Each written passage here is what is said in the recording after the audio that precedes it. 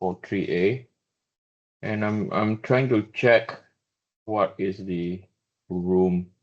I already booked the room. I just want to confirm the room. So your exam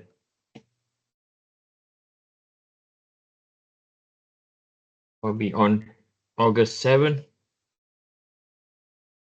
And this is a Thursday, okay? It's not a Friday. And it's 6:30 p.m. to 9 o'clock p.m. And it is held in Bird Science Building, 106. And there will be 3 questions, like your other 2 term tests, okay? Okay, so again, this is question and answer part, okay? What questions do you all have, or anything you all want me to clarify? Anything? You can, I'm looking at the chat if you have a particular question that you want me to attempt, or any questions regarding yesterday's examples.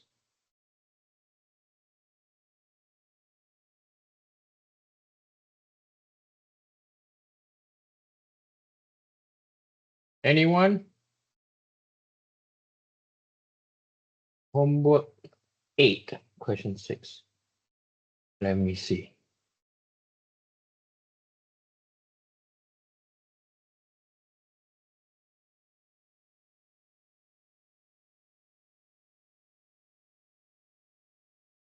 Homework 8.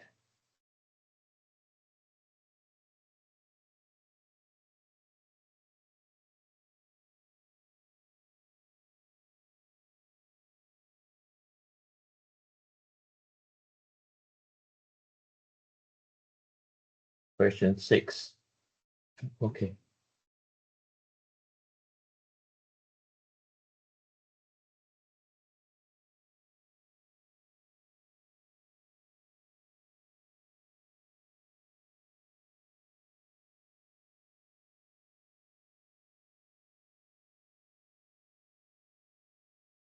Right.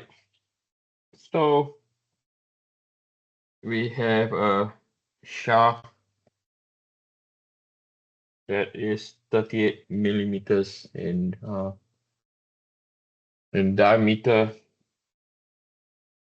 It's made of a steel grade, of which we have a use strength, okay, of 250, and then we have to use the maximum shear stress criteria, determine the magnitude of the torque, of which U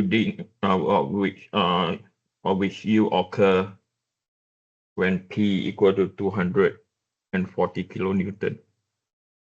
So if we were to look how this structure is loaded,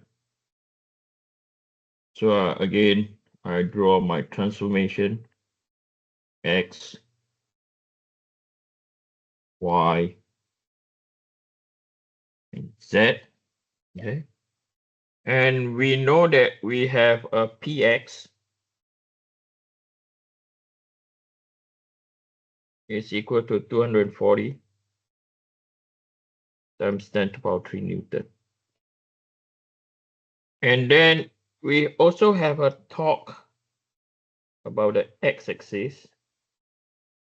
And this is, did they give us the torque? No, we have to find out the torque, okay? We are not given this.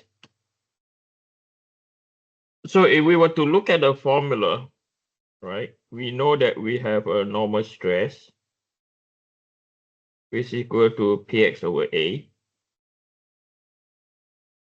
And we know that there's a torque, right?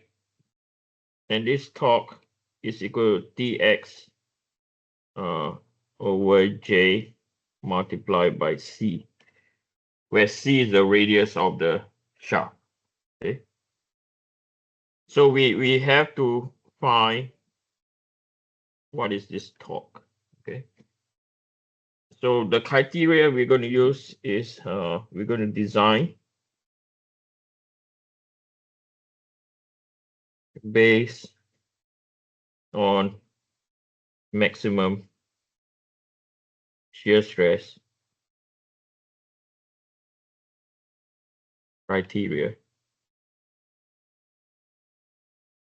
which specifically says that how max or maximum stress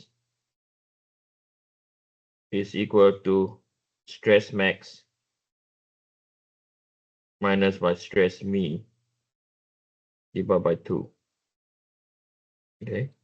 And it also declare that the shear in yield can be also be equal to the normal stress in yield divided by 2. So this over here is a material behavior.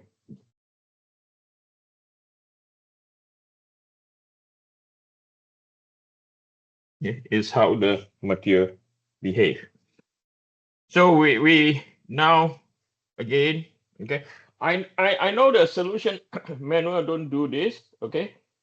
They did not do this because of how the structure is loaded. Okay, so what did they not do is they did not do a failure analysis like what I show you guys.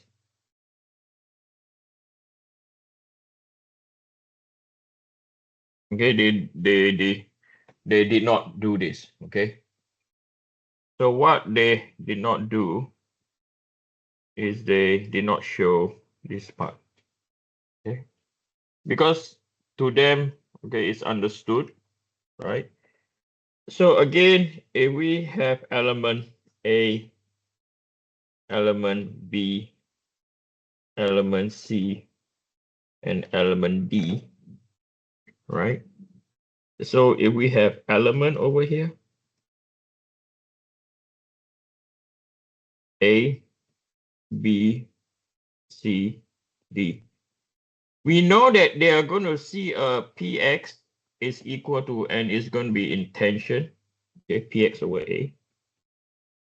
So all of them will see positive Px over A.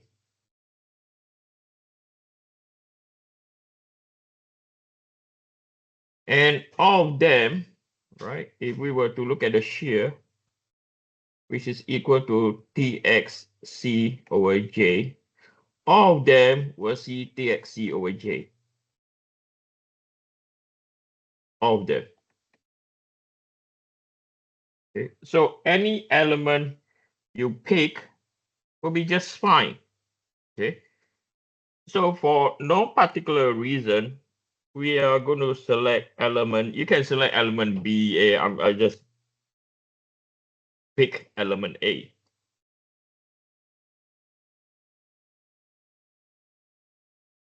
Right. So looking at how the stress is rotating, this is the shear stress. Okay. So now if I were to take out element A,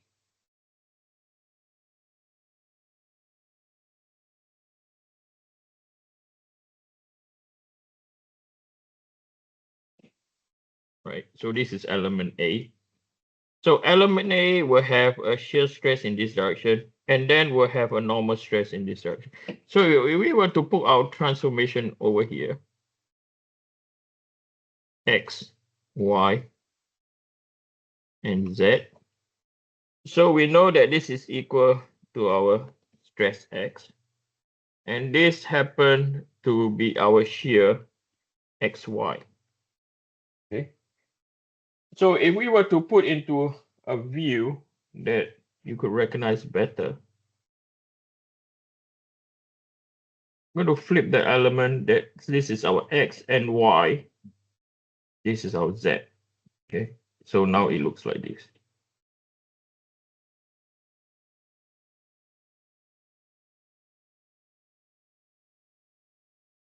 Okay. So now we have our shear, and then we have our normal stress, stress X. So this is stress xy, this is stress yx, right? So again, we are going to sketch mole circle. Okay, we're going to sketch 3D mole circle. So we know we are in the tensile region now. So I'm going to like move things so that I have more space.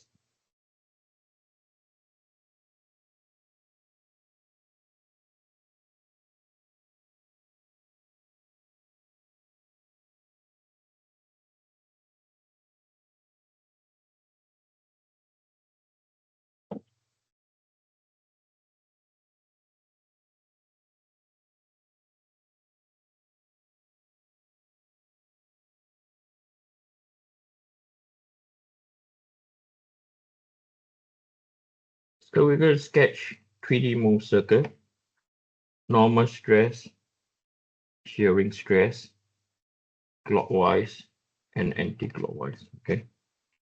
And then we know that this is our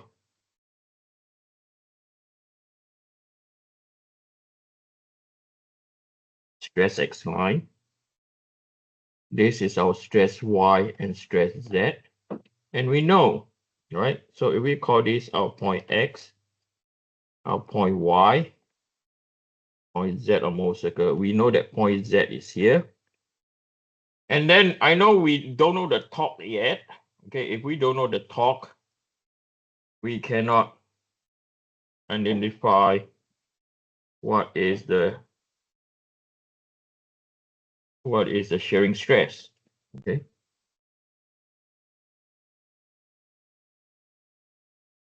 So from here, element rotate anti-clockwise. This is our point X, and this is our point Y. Okay. So from here,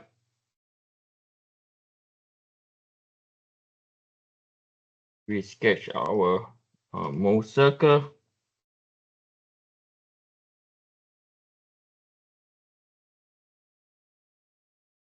Okay, so this is our mole circle.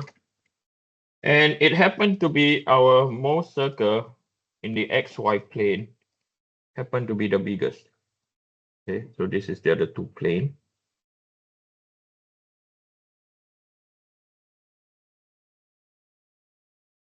And the last plane.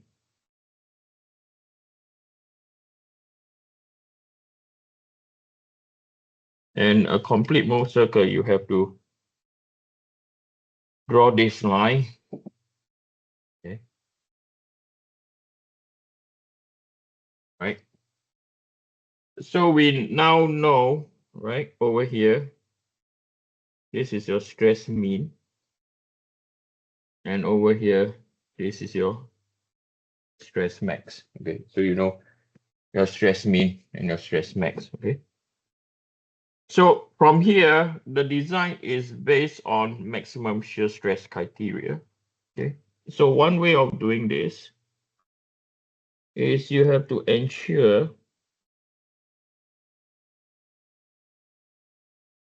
that tau max can only be equal to what? Can only be equal to we are given what 250. Can only be equal to 250 divided by 2, which is equal to 125 megapascal. Okay, right? So that is our maximum shear stress criteria. Okay. So from here, we are going to find out what is our stress X, right? So I'm going to pick this image across.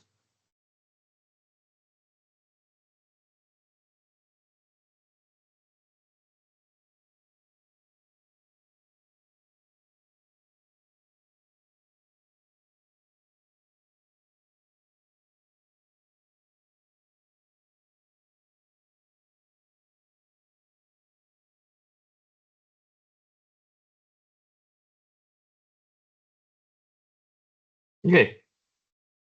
So we are going to find out and also together the element.